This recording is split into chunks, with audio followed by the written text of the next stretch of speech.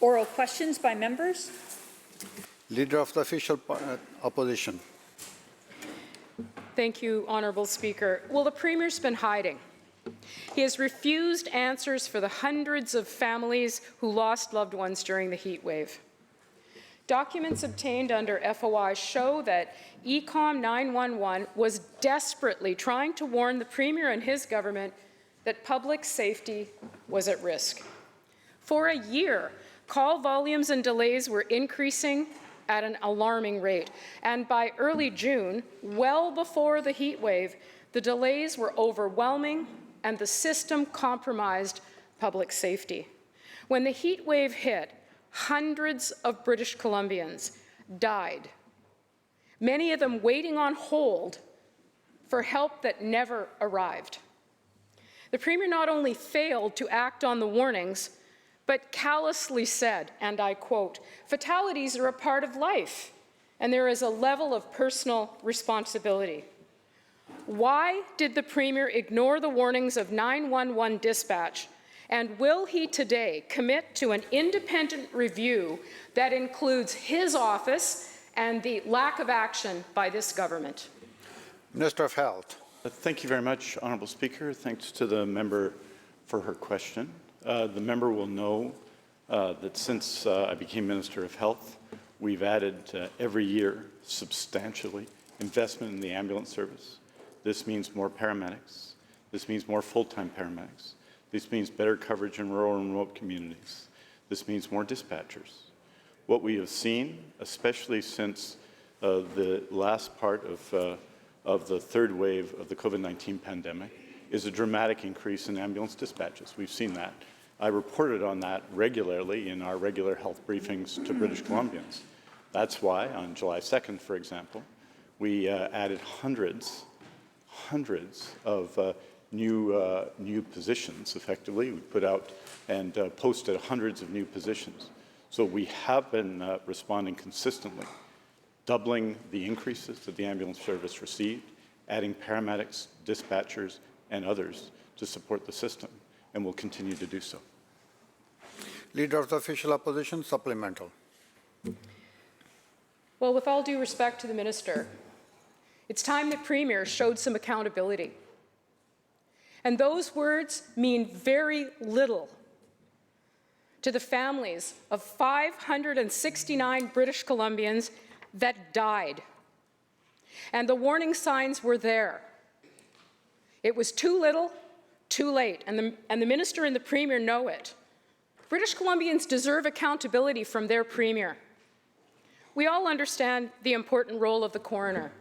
She will review the medical history of each and every circumstance, and we are grateful for that. But the coroner won't review the details that were revealed through a Freedom of Information request this week, and who knows what else we don't know. But here's what the Premier ignored. He ignored warnings from his own 2019 climate risk assessment, which said this would happen. He ignored ambulance call delays that increased for a year before the heat wave. And he ignored the conclusion of 911 dispatch, desperate to get this government's attention, even calling the government out, knowing that public safety was being compromised. Those are the words of dispatch, not our words, the words of people involved in the system who were frantically trying to get this government's attention. We don't know what else the Premier ignored because there is a refusal to be transparent. British Columbians deserve better. So will the Premier stand up and acknowledge the lack of action by his government and commit to a full, public, independent review? That's what families, that's what people who lost loved ones in this province deserve. Minister of Health. Honourable Speaker, that is precisely what the independent office of the coroner does. And they review every single case, because every single case matters. The member talked about people who passed away. I know some of those people, so I'm aware of that. You bet I'm aware of that.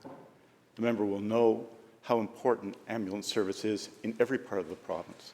It's why, and this is largely because opposition members represent large parts of the interior, we've increased ambulance services in community after community, not just since the summer, but since 2017, why we're adding and reforming the ambulance service to improve services across British Columbia. The coroner is conducting a comprehensive review that treats not just all of the cases together, but every single case is important. And we will, of course, be following closely that review and taking action in the meantime, as we have, to make British Columbia more resilient as we deal with the challenges of climate change and deal with the fundamental questions of climate change in our province, as the Minister of the Environment, the government, and all the people of BC are doing. West Vancouver, Capilano. Thank you, Mr. Speaker. The Premier made up his mind long ago about a detailed independent review. He said, and I quote, "It's not a failure of the government. There's no fault to be apportioned," end quote. Almost 600 vulnerable people died, Mr. Speaker, and his response was, nothing to see here. It's just a fact of life. The revelations under FOI this week show the Premier was wrong and his government did fail our vulnerable seniors. So as the Minister knows, this is not simply a coroner's review. Will the Premier stop hiding and call a full and independent review to show how government reacted to this? Minister of Health. Honourable Speaker, the ambulance service, because that's at the core of the questions, BC Emergency Health Services, has been responding to the circumstances across BC over the last number of years, Honourable Speaker, by adding resources, by substantially increasing, in fact, other than mental health and addictions, the largest increase of any part of the healthcare system has gone to ambulance paramedics because of two reasons. One, what we are seeing is increase in demand, and more important than that, an increase in purple and red calls, which are the most serious calls that our healthcare system receives, on the one hand. And on the other hand, a system that historically, and this goes back decades, it does not meet the challenges of 2021, particularly in rural and remote parts of BC. That's why from day one, we've been adding ambulance paramedics and dispatchers and ambulance and air ambulance capacity. Why at the beginning of the pandemic in rural and remote areas of BC, we added even more capacity to that system. And why, Honourable Speaker, we're going to continue to do that. It's to respond in substance to the challenges that the ambulance service faces across BC. There is a comprehensive review going on right now by the coroner, who is highly respected, has the powers to conduct the review, and is treating every single case as important. That's what I believe needs to be done. But what I also believe needs to be done is this event that was defined by Dr. Sarah Henderson as a 1-in-1,000-year event that has now happened. We need to respond collectively, not just in the healthcare system, but collectively, to become more resilient to the challenges of climate change. Member for West Vancouver, supplemental. Thank you, Mr. Speaker. We know that this one-time-in-a-1,000-year event was anticipated. This was not a surprise. Government had been warned about this for a year prior to that. 569 people died, and we need a full and independent review of the Premier's failure to act. This minister says there's more and more resources being deployed. We need more resources. That's wonderful, but are these the right resources? Because they don't have the right outcome. As Human Rights Watch has said, he failed to act, the Premier has failed to act on his own 2019 climate risk assessment. He failed to do anything about call wait times, and which were steadily increasing for the 12 months prior to this heat wave. And he failed to listen to 911 dispatch that had concluded a month before this heat wave that the delays compromised public safety. The Premier callously told grieving families that they had a level of personal responsibility. Will he accept his responsibility today and order a full and independent review? Minister of Health. Honourable Speaker, the full and independent review that's taking place, and everyone acknowledges it's comprehensive. Every case and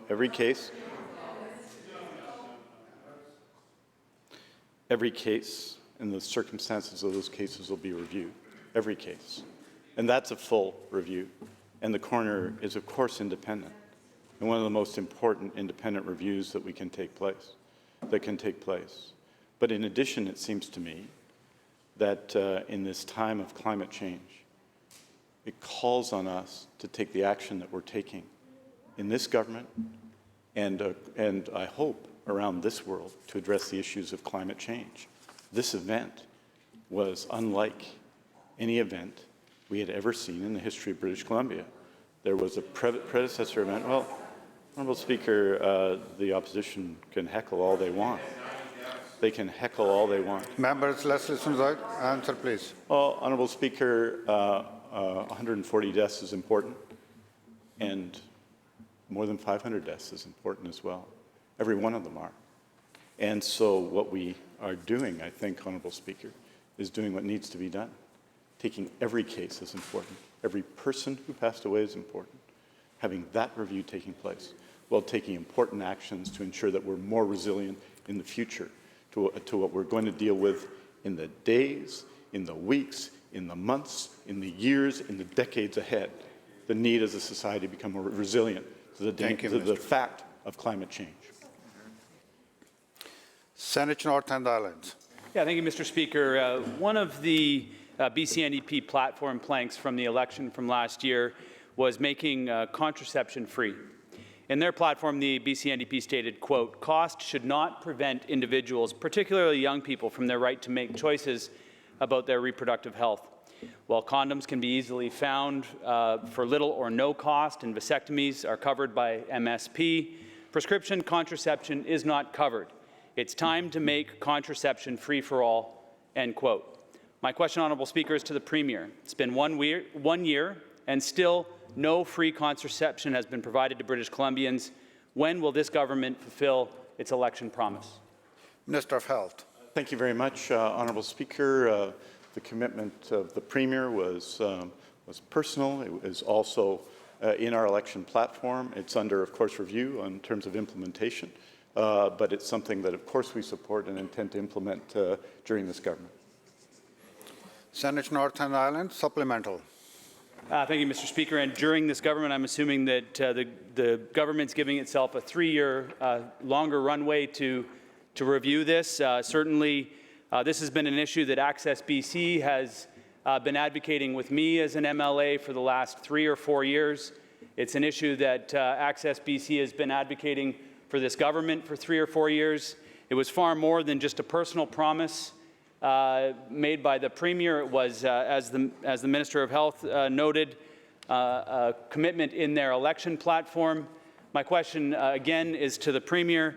When is his government going to do as Access BC put it? People in BC have been waiting for this for too long. When will British Columbians have free contraception? Will it be by 2022?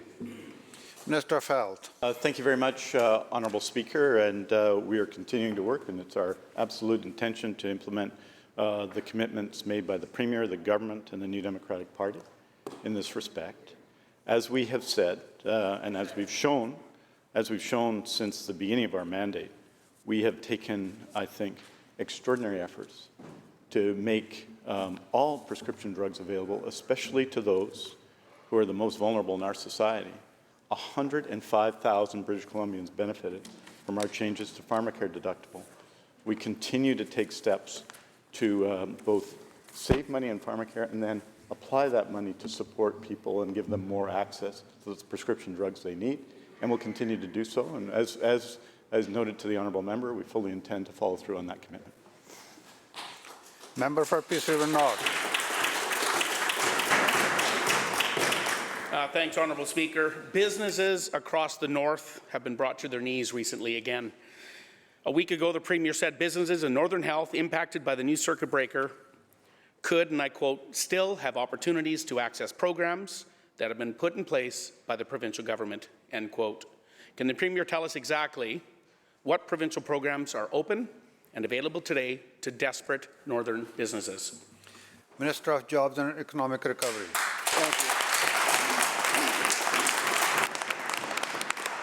Thank you, Honourable Speaker, and I appreciate the question from the member. Certainly, it's a hard time for many businesses across British Columbia. The pandemic is not over. We are seeing strong job recovery rates, but we know there's still pressures being faced. I've had a chance to talk to many of the chambers that represent businesses in the north. We've discussed what the pandemic and the impact it's having now is meant to their businesses. All are grateful for the vaccine card because we know the vaccine card allows businesses to be able to continue to operate in a safe way to ensure that when the patrons come into their business,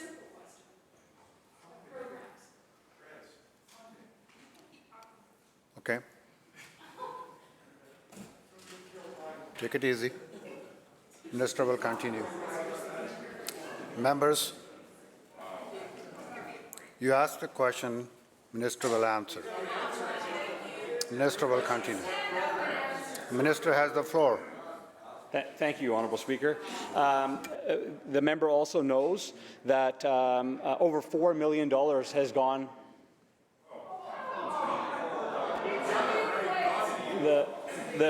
Honourable Speaker, the member also knows that over $4 million has gone directly in grants to businesses, so directly to businesses to support them through the pandemic. The new orders that have come in place continue to allow business to operate in safe ways. There's some limits on what time the alcohol can be served, 10 p.m., but businesses can continue to operate, and we're going to continue to monitor the challenges they face over time.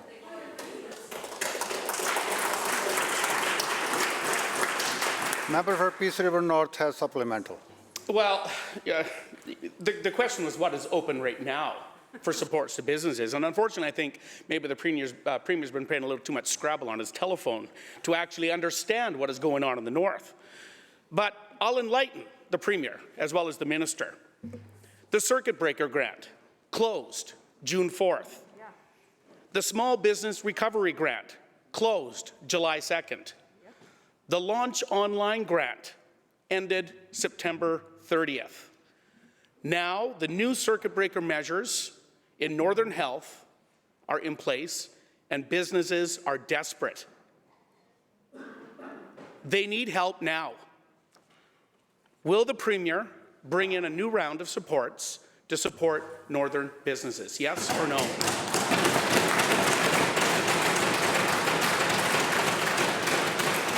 Minister of Jobs and Economic Recovery. Honourable Speaker, we have provided the highest per capita supports.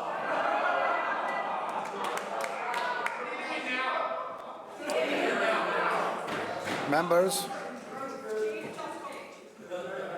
order. Order, please. Members. Minister will continue. Thank you, Honourable Speaker. We have provided the highest per capita support for people and businesses in all of the country. That's why BC is positioned in the strongest position for a strong economic recovery. We're very proud of the supports. There is a digital boot camp available still for businesses because we know lots of businesses. Members.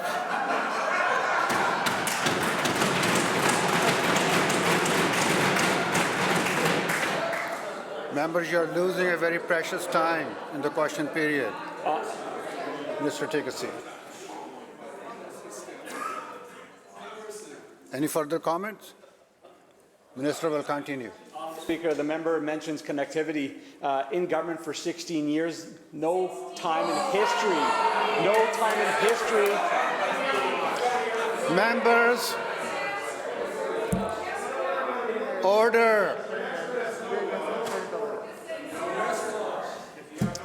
Members, what part of the order you don't understand? Please, Minister will continue. Well, Speaker, no time in history have we seen the type of investment we're making in connectivity in this province of British Columbia, Honourable Speaker.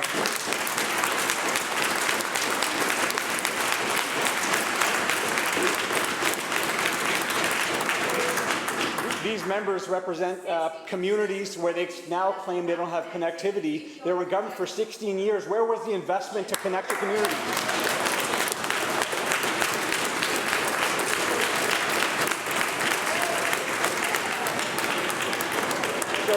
So rest assured, members from northern communities, we will make those investments. We will bring connectivity to your communities.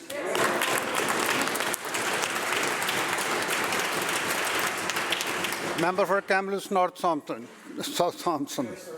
Please continue. Thank you, Mr. Speaker. Well, the member for Peace River North asked a serious question, and his constituents expect a serious answer.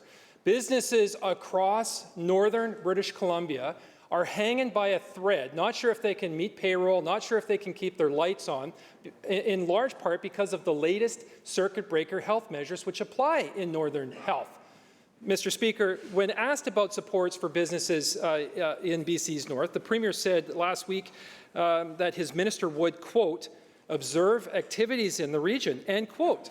Well, Mr. Speaker, if the Jobs Minister was actually doing his job, he would be hearing the same stories that we are. And I will quote one of those stories. It will only be a matter of time before a business like ours closes its doors due to bankruptcy or business ownership exhaustion, end quote. Mr. Speaker, that's a local small business in Fort St. John.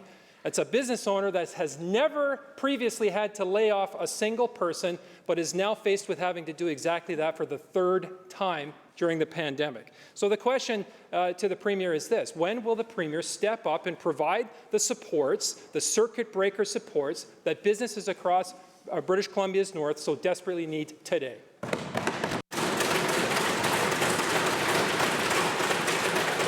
Minister of Jobs and Economic Recovery. Thank you, Honourable Speaker. The Premier has made clear from the beginning of this pandemic that a healthy BC and a healthy economy go hand in hand. We know the best thing we can do for communities throughout this province is to ensure that we increase the vaccination rates so that we can control the pandemic, so we can have our businesses continue to operate in a safe way. Honourable Speaker, we have provided the highest per capita supports for people and businesses in all of Canada. We have waived PST for new equipment and machinery, so businesses have that support. We've reduced liquor pricing by 20%, which is something the industry has been calling for well over 16 years. We made that change, and we know that's making a major difference for businesses. The $4 million just in that community alone that we've injected has made a massive difference to businesses. We know because we've been hearing from them as well. We're going to continue to work with our partners to support businesses that are being challenged. But right now, businesses can remain open. They can continue to operate. There's some limits on when liquor can be served, but that's the only limit we have in place, and we hope that the vaccination rates increase so that we can see businesses open up again. Member for Kamloops South Thompson, supplemental. Mr. Speaker, businesses across BC's north are hanging by a thread. They're not sure that they're going to make it. This is not a time for this minister and this government to do another victory lap. The businesses in the north need support, and they need it now. Two-thirds of the supports that the minister brags about were in the form of debt and deferred taxes that these businesses have already had to pay back. Mr. Speaker, the minister's own data shows that BC has provided the least amount of direct supports, direct cash in pocket for businesses of any major province in this country. And all of those grant programs, as the member from Peace River North mentioned earlier, all of them have ended. None of them are open. None of them are accepting applications for additional supports that are needed. Another Peace Region business owner said this, and I quote, "Business-wise, we are getting killed right now in every area possible. It's daily to watch the bank accounts depleting. It's going to get tighter too with these new restrictions in the north," end quote. Mr. Speaker, like Premier, like wannabe Premier, it's all talk and no action. The question for the Premier is this: will the Premier actually keep his promise? Will he keep the promise that he made to Northerners last week and direct this minister to flow supports to those businesses who desperately need the help?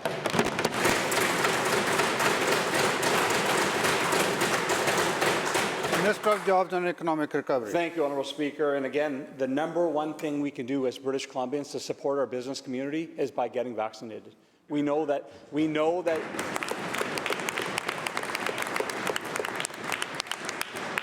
we know that that is the #1 thing we can do, and so we continue to urge people to get vaccinated. Right now, there's some restrictions on what time liquor must be stopped to be served. We know that adds some pressure to communities, but most businesses can continue to operate in a safe way. Honourable Speaker, the member is incorrect when he states the facts that he is using, because we have provided the highest per capita support for people and businesses. Honourable Speaker,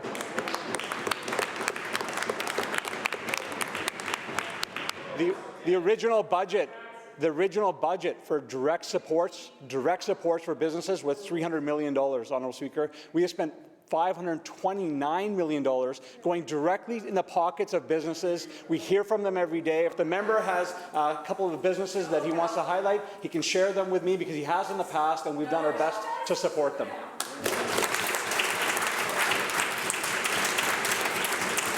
Member for Abbotsford South. Thank you very much, Mr. Speaker.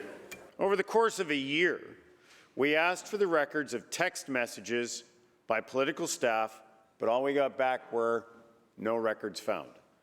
Here's some of his staff's excuses, and I quote, "All messages sent by the minister's senior ministerial assistant were transitory in nature and deleted. The senior ministerial assistant does not keep or use notebooks. All records, if they existed, were deleted as transitory. No records were located in response to your request. The ministry did not locate records because the ministerial assistant did not use any messaging applications," end quote.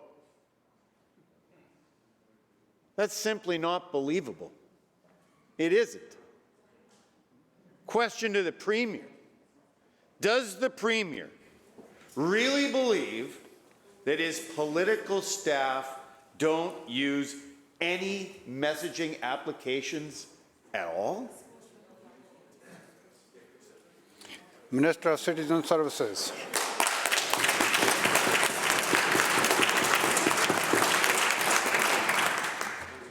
Thank you, Honourable Speaker. And I'm just struggling with the temerity of the question, considering the members opposite had a minister who refused to even use email to report.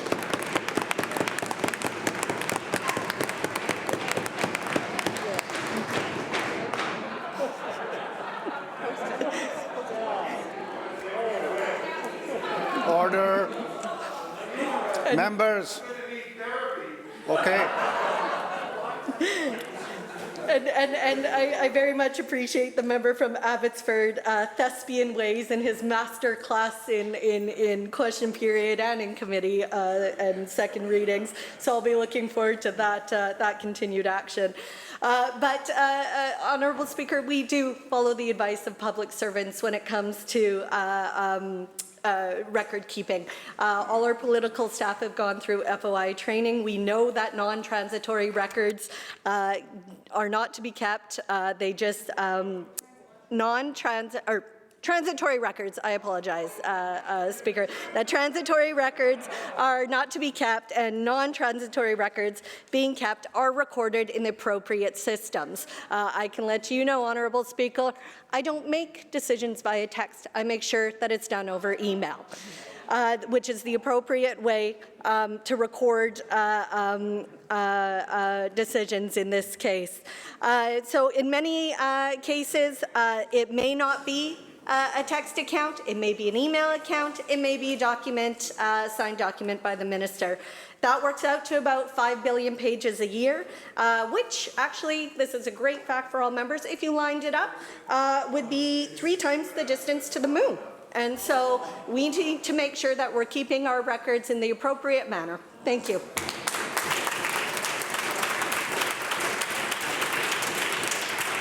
House Leader of the Official Opposition. FOI your moon record. Thank you, Mr. Speaker. Well, it's been quite a bad week to watch the complete disdain and contempt and downright arrogance exhibited by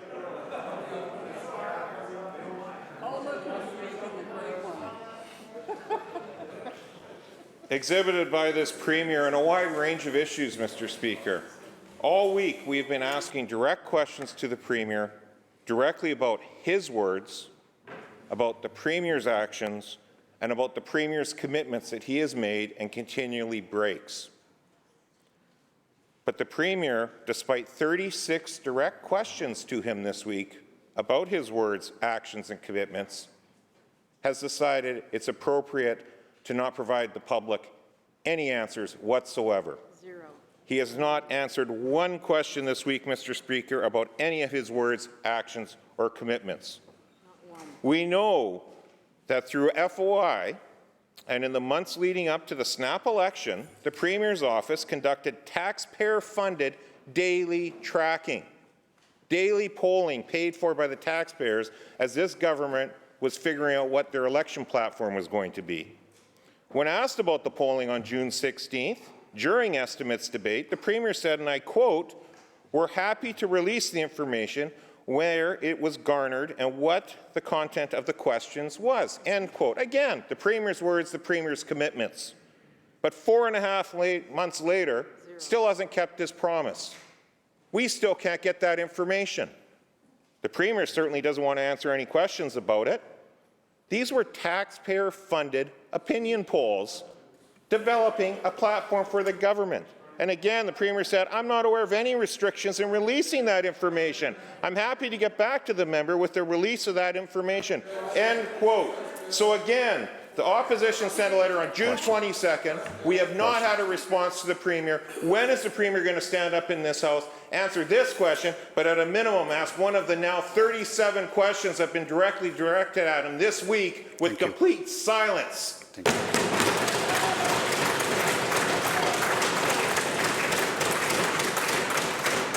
Government House Leader. Thank you, Honourable Speaker, and I appreciate the question from the member opposite. As members will know, the Premier is the head of the Executive Council, and the Executive Council consists of cabinet ministers who have responsibilities for their distinct and different portfolios assigned to them by the Premier. The Premier is more than able to answer questions, but one thing about this Premier is that he expects each of us as ministers to be responsible for our file and answer our questions.